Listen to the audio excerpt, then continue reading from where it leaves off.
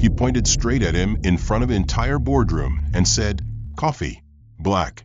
No sugar. That's what you people do best, right?" And just like that, the laughter rippled, not because it was funny, but because no one wanted to be next. The room fell into that heavy, choking silence where complicity and fear shake hands under the table. He didn't know the man he'd just humiliated was about to change everything. He didn't know his own downfall had already begun. All he saw was a black man in a suit. All he assumed was status, low.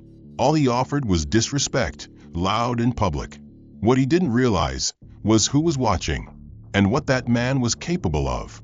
This isn't just another workplace story. This is what happens when arrogance blinds power and judgment meets justice. Before you find out who he really is and what he does next, pause for a second and ask yourself, what would you have done if you'd been in that room? Comment below where you're watching from and what moment already shocked you. And if you believe that no one deserves to be judged by the color of their skin, hit that like button, subscribe, and stay until the end. Because trust me, you haven't seen the twist yet. At 8:26 a.m. sharp, the 13th floor boardroom of Caperteca's downtown office buzzed with controlled chaos. The quarterly leadership sync was always a tense affair. Executives pacing with coffee in one hand and performance charts in the other, department heads double-checking slides, and junior analysts pretending not to panic as they juggled laptops and jargon-heavy reports. The glass walls reflected a skyline blurred by morning drizzle, casting streaks of gray light across the marble table, where the company's most vocal personalities were beginning to take their seats. Among them, Bradley Scott already commanded the room with the ease of a man who believed the air shifted to accommodate him. Mid-40s, tailored navy suit, custom Italian loafers. He was the archetype of smug entitlement. A senior operations manager with zero self-awareness and an ego twice his quarterly earnings, Bradley leaned against the conference table's edge, cracking jokes with the finance VP and barking last-minute instructions to his assistant. "Make sure the coffee's not that decaf garbage this time," he snapped, loud enough for everyone to hear. "We've got investors joining. I want this place sharp, not sleepy." The door to the boardroom eased open then, quietly, unobtrusively, and a man stepped inside. He was tall, mid to late 30s, clean-shaven, wearing a charcoal gray suit with no tie. There was nothing flamboyant about him, no logo-bragging accessories or grand entrance. He carried a leather folio and a stainless steel pen. His eyes were focused, his movements purposeful. But he was black, and in Bradley's eyes, that was all that mattered. Without skipping a beat, Bradley pointed at him with the same casual authority one might use for a janitor walking into the wrong room. "Hey you, new guy, coffee machines out of pods. Be a team player and top it off, will ya?" Silence fell. Not shock silence, but that dangerous kind of stillness where a room starts testing how far someone's willing to go. The man didn't react with surprise or anger. He paused, then offered a calm response. "My name's Michael Grant," he said simply. "I'm here for the executive review." Bradley laughed, loud and condescending. "Executive review? You sure you're not looking for maintenance? This floor's not for the facilities crew, man. You might be 2 flights too high." A few snickers followed from those who knew better, but chose comfort over courage. Others, especially the HR rep sitting near the projector, looked visibly uncomfortable. Michael didn't flinch. Instead, he walked past Bradley, pulled out a chair at the far end of the table, and placed his folio down with precision. He didn't need to argue. His presence said enough. But Bradley wasn't finished. "I mean, come on," he continued, gesturing theatrically to the rest of the room. "No offense, but if you're here to shadow the meeting or clean up afterward, just let us know. We've had enough surprises this quarter." Michael looked up then, meeting Bradley's gaze evenly. "I'm with the Strategic Oversight Committee," he said. "You'll see my name on the review packet under Executive Partnerships." The statement landed like a slow-burning fuse. Bradley opened his mouth, hesitated, then scoffed. "Well, we do encourage community outreach these days, I suppose." No one laughed this time. Eyes turned to laptops, to phones, to anything that wasn't this slow-motion car crash. But Michael didn't rise to it. He opened his folio, clicked his pen, and began reviewing notes as if Bradley no longer existed. That disarmed the room more than any outburst would have. By the time the CEO's assistant stepped in to announce a last-minute delay, the board's travel from San Francisco had been delayed due to weather.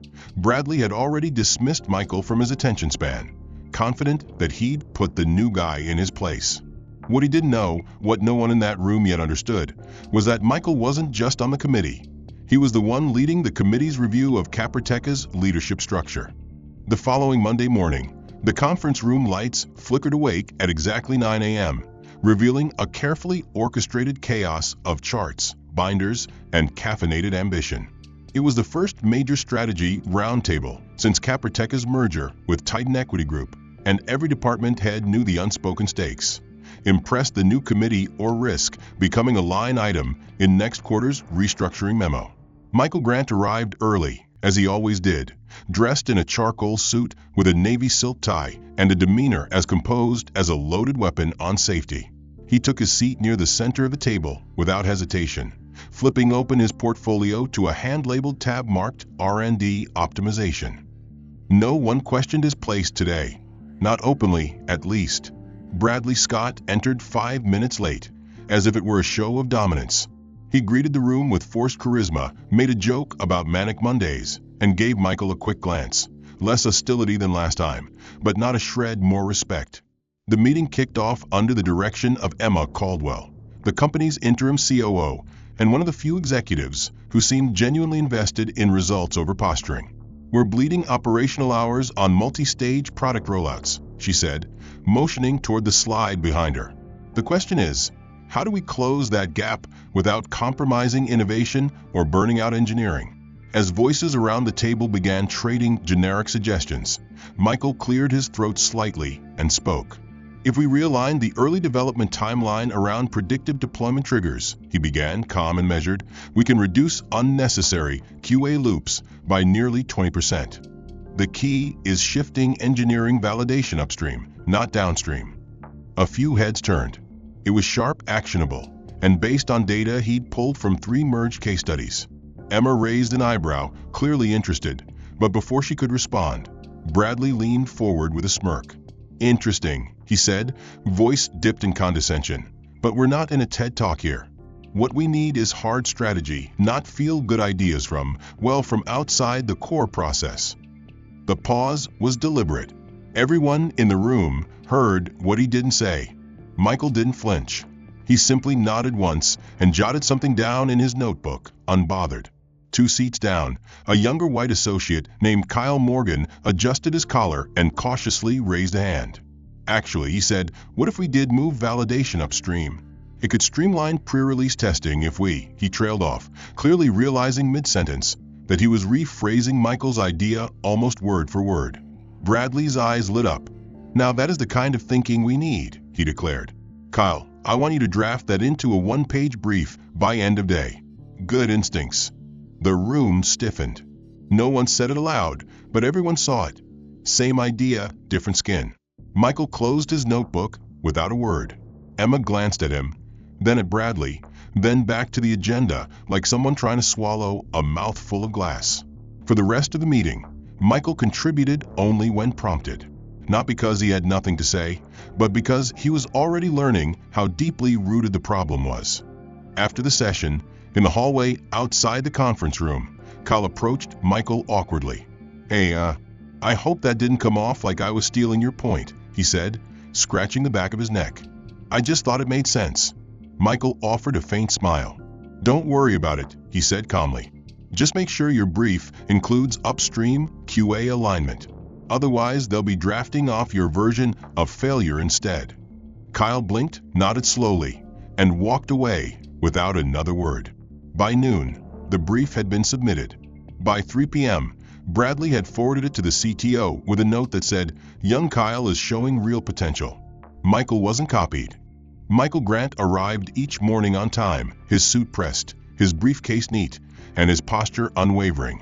Yet each day revealed a new subtle blow to his credibility. After the executive roundtable, where his ideas had been stolen and whitewashed, a strategic planning session was scheduled for Friday. one that would finalize the company's product pivot strategy and place Michael at the helm of a critical subcommittee. His inclusion had been publicly acknowledged by Emma Caldwell herself, who noted, "Michael's insight on systems integration is exactly what we need right now." But come Thursday afternoon, something was off. While most team members received the prep packet, 43 pages of technical roadmaps, financial modeling, and updated risk assessment matrices, Michael found his inbox empty. No file, no brief, no agenda. At first, he thought it was a technical glitch.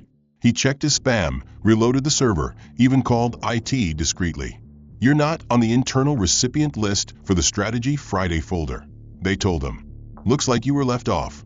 Michael thanked them calmly, even though his pulse had begun to tick upward. By then it was after 6:30 p.m., and most of the office had cleared out. He walked past the glass door of Bradley Scott's office and saw it, his name highlighted in red, on a printed version of the strategy brief that sat open on Bradley's desk. Bradley wasn't there, of course. He'd probably left early to celebrate another day of coasting on ego. Michael didn't say anything. He went back to his desk and worked from scratch, pulling archived data, rebuilding the projection models, and staying long into the night piecing together what he could without the missing pages. He slept 4 hours, woke before dawn, and walked into that meeting fully dressed in competence. But when it was his turn to speak, Bradley pounced. "Michael," he said with mock curiosity, "do you have anything prepared, or did you think this was a casual brainstorm?" Murmurs moved across the table like cold wind. Michael straightened in his seat, opened his notes, and began presenting. His analysis was strong, but without access to the official model, it lacked alignment in 3 key areas. Bradley smirked at every discrepancy. "That's why it's important to read the actual briefing, not rely on memory," he said, eyes locked on the others as if to signal a lesson. Emma glanced at Michael but said nothing. The meeting moved on. The next blow came Monday morning, in the form of a Slack message from Bradley. "Hey Michael, you're leading ops handoff for the Wilshire project now. High priority. Deliverables due Friday. Let's impress the C-suite." Michael opened the shared drive for the Wilshire file and saw the original deadline. Following Wednesday. Plenty of time. He responded with a simple, "Acknowledged," and started work immediately. But that Wednesday evening, he overheard 2 project managers discussing how Bradley had just updated the master calendar, shifting Wilshire's deadline back by 5 days and marking the final version due this Friday. They hadn't noticed at first, they said. Bradley must have edited the shared access only for certain team members. The conversation wasn't meant for him. But Michael heard it anyway, and it confirmed what he suspected. The deadline shift was intentional. The assignment had been designed not for completion, but for failure. Bradley wanted a reason, one that appeared organic, to discredit him to the executive board. Yet again, Michael said nothing. Instead, he returned to his desk, opened his private drive, and added another entry to the document labeled Obstruction Patterns Bradley S. He worked until midnight again. On Friday morning, the Wilshire handoff was presented. Not only did Michael deliver the full report early, but he also included a risk projection matrix that preemptively addressed every potential blocker, something no one else had even considered. The room was quiet after he finished. Emma looked visibly impressed. "Where'd you pull this data from?" she asked. Michael replied calmly, "I used the older iteration since the updated version wasn't shared with me. I assumed there'd be changes, so I built a flexible model instead." Bradley didn't speak. By the time the end-of-quarter review arrived, Michael Grant had already become a paradox inside Caprotech, a man everyone noticed, but few truly understood. Some admired his poise, others envied his composure, but most, especially those like Bradley Scott, resented the quiet efficiency with which he outperformed expectations without seeking credit. The upcoming board presentation was Michael's opportunity to present the Wilshire success directly to the executive committee, including 2 newly appointed partners from Titan Equity, who were known to favor substance over showmanship. It should have been a moment to showcase his results. Instead, it became a theater of sabotage. The morning began with the typical surface-level bustle. Interns adjusting chairs, assistants syncing AV setups, the scent of espresso drifting through the air like nervous perfume. Michael arrived early, as always, wearing a dark blue suit and a subtle tie pin, a simple gesture of respect for the gravity of the meeting. He carried no notes, only a single USB drive containing his entire pitch, structured with precision, backed by data, and rehearsed to the second. At 10:07 a.m., the room filled. C-suite executives trickled in one by one, shaking hands, making jokes, finding their seats. Bradley walked in at 10:11, deliberately late, flashing his polished smile and tossing off aloud, "Morning, folks. Hope someone brought donuts, because this strategy talk's gonna need sugar." Laughter echoed from the less secure. He made his way to the tech setup and casually whispered something to the intern managing the soundboard. No one noticed. Not yet. Michael was introduced next, and he stepped to the podium with a quiet nod. His voice came through clearly at first, steady, deliberate, confident. "Good morning. What we're about to walk through is not just a successful case study. It's a blueprint for scalable, agile expansion. Wilshire wasn't just a project. It was a test of infrastructure, culture, and leadership." But 20 seconds in, the mic hissed. Then it popped. Then the volume jumped, loud and distorted, amplifying Michael's voice into a warped echo. The board shifted uncomfortably. Someone covered one ear. A few frowned. Bradley leaned back in his chair, arms crossed, smirking. "Sorry, folks," he said loudly, cutting through the moment. "Must be a recognition issue. These cheap systems sometimes struggle with, strong accents." The room froze. No one laughed. No one had to. The implication was already acid in the air. Michael paused, his mouth a line of steel. The AV tech flushed red and adjusted the levels quickly, but before Michael could continue, Bradley stood up. "Actually," he said, raising his voice just enough to dominate, "before we dive too deep, can we clarify something? Who authorized this presentation? I thought we had Kyle slated to speak on Wilshire." A murmur spread. Emma looked up from her notes, startled. "Michael was the lead. Kyle assisted," she said. "That was confirmed in last week's alignment call." Bradley shrugged dramatically. "I must have missed the memo. It's just, well, if we're going to take up valuable boardroom time, we should be sure we're hearing from the most qualified voice in the room, not just the most visible." The jab landed like a slap. Michael took a single step back from the podium, then forward again. "If there's an issue with my presence here, Mr. Scott," he said evenly, "I'd prefer you state it clearly." Bradley smiled like a man who thought he still controlled the floor. "Oh, don't play the victim card. You should be grateful you even got the floor." Emma stood, but before she could speak, Michael did. "Gratitude is earned through respect, not tolerance," he said quietly, his voice now perfectly level, the mic finally balanced. "And for the record, I didn't take the floor. I built it." A beat of silence hung in the air. One of the Titan partners, a sharp-eyed woman named Sandra Liu, glanced down at her tablet, then up at Bradley. "Mr. Grant," she said, "please proceed." The air cracked slightly as controls shifted. But the damage had been done. Bradley had made his move public. What he didn't realize was that by doing so, he'd drawn attention not just to his prejudice, but to the pattern. Michael didn't finish the full presentation that morning, not because he failed, but because halfway through, the board asked for the full Wilshire dossier to be emailed directly to them, privately, away from interruptions.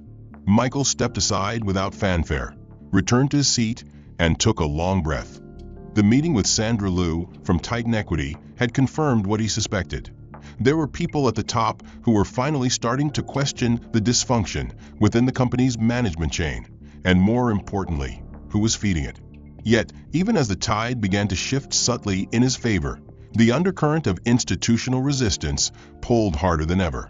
At 10 a.m., Michael was summoned to a closed-door meeting with Regional Director Warren Nolan, a man known for his country club charisma and a 30-year friendship with Bradley Scott.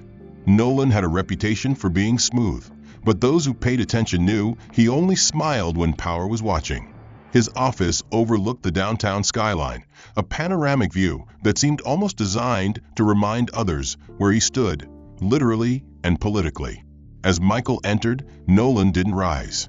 Instead, he gestured lazily to the chair across from him, his silver cufflinks catching the morning light. "Michael," he said, his voice dipped in a kind of condescension that masqueraded as mentorship, "I wanted to talk to you about yesterday's little situation."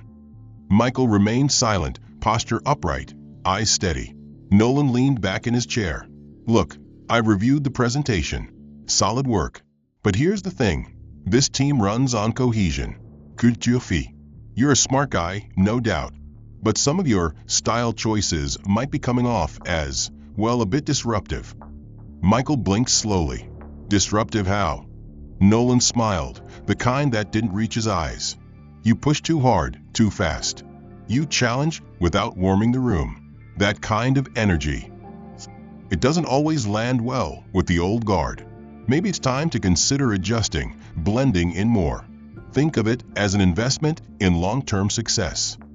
Michael didn't reply right away. He simply looked at Nolan and let the silence do the work. After a pause, he said, "I see. So the issue isn't the system. It's how I react to it." Nolan chuckled, unbothered. "You catch on quick." The conversation ended without resolution, and Michael walked out with the clarity of someone who had just been given permission to stop pretending the system was fair. By the end of that week, things escalated. An anonymous email began circulating through internal channels. It wasn't sent to Michael directly, but by mid-afternoon, a junior developer had nervously forwarded it to him with the subject line, "Thought you should see this." The message, dressed up as an employee's concern about meritocracy, was a thinly veiled attack. It questioned why someone like Michael, who hadn't even been with the company a full year, was suddenly at the center of so many high-level projects. It mentioned DI quotas and performative promotions, and closed with a warning that Caperteca's culture was being diluted by overcorrection. The email was unsigned, untraceable, but its tone was unmistakably familiar. Michael read it once, then again, not because he was shocked, but because he needed to see it clearly for what it was. The moment the mask slipped, the tone, the language, the dog whistles, it reeked of Bradley. But more importantly, it hinted at silent supporters. People like Nolan. People who smiled during strategy meetings, but whispered afterward. That evening, Michael compiled a report, his own version of the truth. He included a chronological breakdown of missed communications, altered deadlines, microaggressions, and targeted exclusions. He attached screenshots, email timestamps, project files. He included a summary of yesterday's boardroom incident, along with a transcript of his meeting with Nolan, recorded legally on a company-issued phone. He labeled the file Internal Culture Audit Level Red and uploaded it directly to Titan Equity's oversight server. No emotion, just facts, pure structure. The following morning, Titan's legal team confirmed receipt. No acknowledgement came from Caperteca's internal HR. Predictably, that same day, Michael noticed something else. Several colleagues, ones who had previously been friendly, now avoided eye contact. The Monday after the anonymous email circulated, Michael Grant sat alone in the 15th floor lounge, a place typically reserved for visiting executives and high-tier clients. The space was quiet, clinical, dressed in muted tones of cream and brushed steel, with floor-to-ceiling windows that stretched across the downtown skyline like a glass curtain between ambition and reality. He wasn't supposed to be there, at least not according to unspoken company norms, but his badge still worked, and at this point he had stopped asking for permission in a place that rarely gave it. On his screen was a request draft, simple and direct, addressed to Meredith Voss, Caperteca's elusive CEO. He had never met her, few had, but he had studied every leadership memo she'd issued, every acquisition she'd approved, every sentence she'd published. And there was something about her language that felt deliberate, precise, almost mathematical. She was sharp, no doubt, strategic, but Michael needed to know if she was also honest. He pressed send. The request wasn't inflammatory. It simply asked for 15 minutes to discuss concerns about cultural breakdowns, leadership conduct, and systemic inefficiencies. He included his credentials, attached key documents from the internal audit, and left his contact information. 3 hours later, a reply came, not from her, but from her executive assistant. It was short, cold, final. MS. Wacth does not take unsolicited meetings. Please direct any future communication to your reporting line. That was it. No reference to the audit. No mention of the file. No curiosity. No accountability. Just a locked door. And Michael understood instantly. If change was coming, it wouldn't come from within. It would have to be forced in. 2 days later, during a metrics review in the operations war room, a sterile glass box overlooking the internal project floor, Michael was once again asked to present.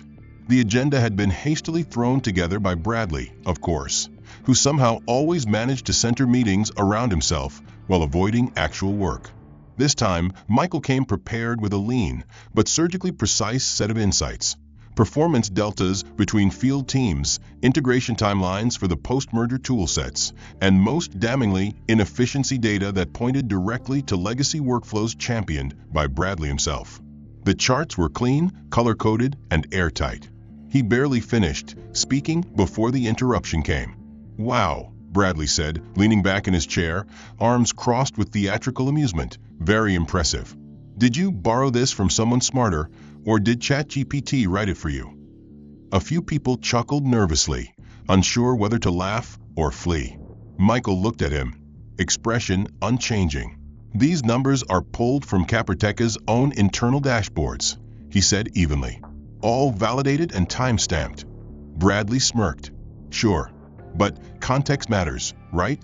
You can cherry-pick anything to sound good, especially if you're trying to make a name for yourself." Emma Caldwell stiffened in her chair. Kyle Morgan shifted uncomfortably. Even the senior engineer sitting by the AV screen glanced sideways, sensing that something was off. But no one said anything. Michael didn't push.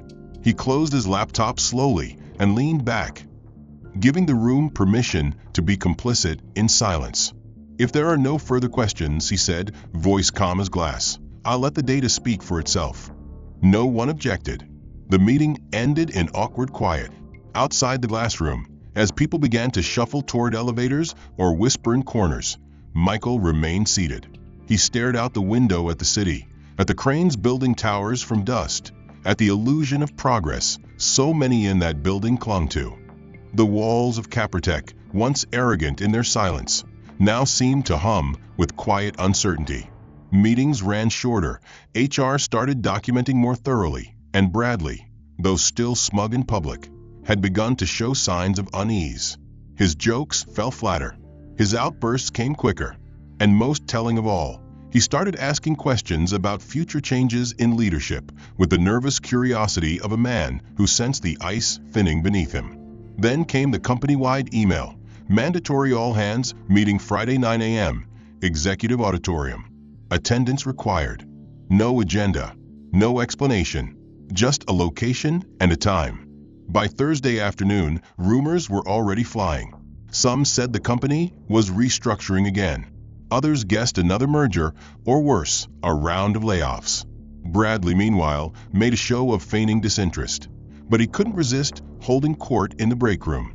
"Probably just another diversity campaign announcement," he said, sipping his third espresso. "God forbid we go a quarter without checking a box." A few laughed, others shifted uncomfortably, but no one contradicted him. Friday morning arrived like a loaded gun. The auditorium buzzed with anxious energy as over 200 employees filled the seats. Executives sat near the front, middle managers lined the aisles, and Michael entered quietly, taking a seat in the back row, alone. No one greeted him. No one noticed, which was exactly the way he wanted it. At 9:02, the lights dimmed. A spotlight snapped to life on the stage. Emma Caldwell walked to the podium, flanked by two unfamiliar individuals in dark suits, Titan Equity representatives. Clearly, she cleared her throat and spoke without ceremony. "Good morning. Thank you for being here. Today's announcement marks a pivotal change in Caperteca's future." The room stilled. Emma continued, As you know, Titan Equity Group has been conducting a comprehensive internal evaluation.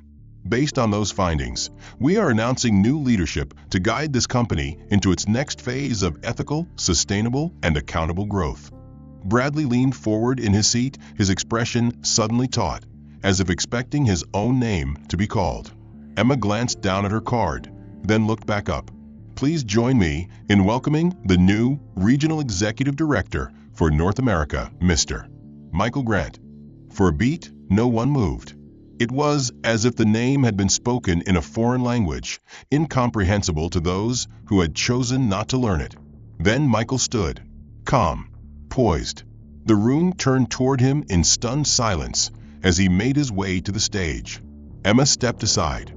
One of the Titan representatives shook his hand, and then Michael took the mic. His voice was clear, steady, absolutely in control. Thank you, Emma. And thank you, Titan, for entrusting me with this responsibility. He paused, scanning the crowd. His eyes didn't search for support. They searched for memory, and they found it in every face that had once looked through him.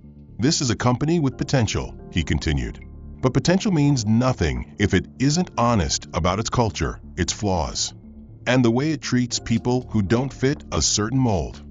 Near the front, Bradley sat frozen, his face drained of color, his mouth slightly ajar. I've spent the last few months listening, Michael said, not just to what was said in meetings, but what was said when people thought I had no voice. That perspective has been illuminating. A ripple moved through the crowd. Michael smiled. So let me be clear, this isn't just a promotion. It's a redirection, one that starts with truth. Doors opened when he passed. Conversations halted mid-sentence. Eyes turned quickly away, as if afraid they might meet something honest. He wore no arrogance, no vindictive smirk, just the quiet certainty of someone who had been underestimated long enough and no longer needed to explain himself. At 10 a.m. sharp, Michael convened his first closed-door meeting with department leads, HR executives, and Titan Equity observers. The conference room, designed for glossy presentations and hollow congratulations, now served as a war room. No croissants, no catered coffee, just water, legal pads, and accountability. Michael didn't waste time. He opened with a slide that read in simple bold font, Culture Reset, Phase 1. Then he spoke. We are no longer protecting systems that reward mediocrity and punish integrity. Effective today, we will begin a full-scale review of all management practices, promotion paths, and disciplinary records over the last 36 months. Any individual with substantiated patterns of discrimination, retaliation, or misconduct, regardless of tenure, will be reviewed for immediate restructuring or removal. The silence was thunderous. Bradley sat at the far end of the table, pale but postured, clenching a pen so tightly it looked ready to snap. Michael didn't look at him. He didn't need to. Instead, he gestured to Emma Caldwell, who stood and distributed sealed packets to everyone in the room. These, she said, contain anonymized summaries of all internal complaints from the past 3 years, categorized by department and complaint type. For transparency, all identifiers have been removed except when patterns clearly point to recurring actors. Pages turned. Brows furrowed. Someone muttered under their breath. And then it happened. Someone read out loud, almost involuntarily, Scott B. cited in 7 separate grievances involving race-based microaggressions, selective deadline manipulation, and exclusion from promotion opportunities. Heads turned. Bradley shifted in his seat. This is absurd, he snapped. Anonymous reports? Anyone can write whatever they want. It's hearsay. Michael responded without looking up.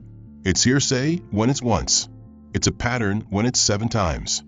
Emma added, and the accompanying documentation includes corroborating time-stamped communications and Slack records. We've already had outside counsel verify legitimacy. Bradley stood now, chest puffed, voice strained. So what? This is a purge. I've been with this company longer than half the people in this room. Michael finally met his gaze, not with anger, but with precision. And that tenure will be respected in your exit interview if the findings stand. But you won't weaponize loyalty, as a shield from accountability. The room was still. For once, no one came to Bradley's defense. Not even Nolan, whose chair remained conspicuously empty. Word was, he'd taken emergency leave Friday afternoon. The meeting continued with Emma outlining the new three-phase plan: internal ethics hotline expansion, mandatory management training, and rotational oversight teams drawn from cross-departmental units to prevent insular toxicity. By the end of the hour, the message was clear. Caperteca's new era wouldn't just sound different, it would be different. After the meeting, Michael returned to his office and closed the door behind him. He looked out across the city skyline, the same one he'd stared at weeks ago as an outsider inside the machine. Now he was reprogramming it from within. Michael Grant arrived at 8 a.m., sharp as always, but this time the reception desk didn't look through him. The staff stood when he passed. HR representatives waited in his office, their folders thick with evidence and procedure. At 9:13 a.m., Bradley Scott was summoned to Conference Room 4, where Titan's Regional Compliance Officer and Emma Caldwell were already seated. It was a short meeting. No raised voices, no final monologue, just documents presented, findings acknowledged, and a single signature required at the bottom of a form titled Notice of Indefinite Suspension Pending Termination Review. Bradley signed without ceremony. When he emerged, he didn't shout. He didn't slam a door. He simply walked past his former subordinates, face pale and jaw clenched, like a man who had finally heard the verdict he'd long pretended wouldn't come. His badge deactivated before he reached the elevator. That same day, Michael quietly issued an email titled Invitation to Return Capertec Equity Initiative. It went out to 7 former employees, high-performing talents, who had resigned in the past 2 years under suspiciously similar circumstances. One pushed out of a lead design role after filing a complaint. Another denied promotion after outperforming her peers. Several more dismissed under vague performance reviews despite flawless metrics. One by one, they replied. Some cautiously, others with gratitude. All of them said yes. But the most impactful moment came Friday morning, when Michael scheduled an all-staff forum titled Voices That Were Never Heard. The invite list excluded C-suite executives, directors, and senior managers. Only frontline staff, interns, analysts, and junior employees were allowed to speak. Michael reserved the largest auditorium, removed all name tags, silenced the executive seating row, and turned off all cameras. Then he stood on the stage and said only this: "I'm not here to lead this meeting. You are." The mic was passed freely. What followed was 3 hours of raw, unfiltered testimony. Stories of favoritism, of harassment brushed aside, of brilliant ideas dismissed until echoed by someone paler or louder. One young data engineer spoke with shaking hands about how she cried in her car every day for 3 weeks after being told by a senior VP that she didn't look like a tech lead. Another recounted how his manager praised his project, then gave credit to someone else on the final report. Laughter, tears, long silences. Michael sat in the front row, silent, taking notes. And behind him, by his order, the entire executive team sat as silent observers, stripped of authority, forbidden to interrupt, justify, or explain. Bradley wasn't there, of course. His badge didn't scan anymore, but his legacy was. And so were those who had enabled it. When the forum ended, Michael didn't close with a speech. He simply stood, nodded to the room, and left. The next morning, new changes rolled out. A reverse mentorship program where senior leaders would shadow junior employees for 30 days. Anonymous voting added to internal promotion reviews. The creation of a new ethics liaison office, staffed independently from HR, with the authority to audit executive behavior without internal approval. Meanwhile, Titan Equity issued a formal statement to shareholders. Caperteca's restructuring has begun with integrity. This is not a rebranding. This is a reformation. By the end of a week, the story had leaked to 2 national business outlets. One ran the headline, "Black Executive Turns Toxic Tech Culture into Blueprint for Equity." Another simply said, "He was the joke in the boardroom. Now he runs it." And Michael Grant? He stayed out of the interviews. The weeks that followed brought an unfamiliar kind of quiet to Capratech, a quiet that didn't signal fear or tension, but reflection. For the first time in years, people moved through the halls without glancing over their shoulders. Conversations became candid. Ideas flowed without being filtered through politics or pedigree. Under Michael Grant's leadership, transparency wasn't just a buzzword, it was a requirement.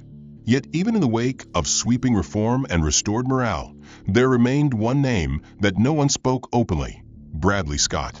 His suspension had created a vacuum, but not a void. His absence wasn't mourned, yet something unresolved lingered in the space he had once occupied, like a shadow that refused to fade completely. Then, 3 months after his exit, it happened.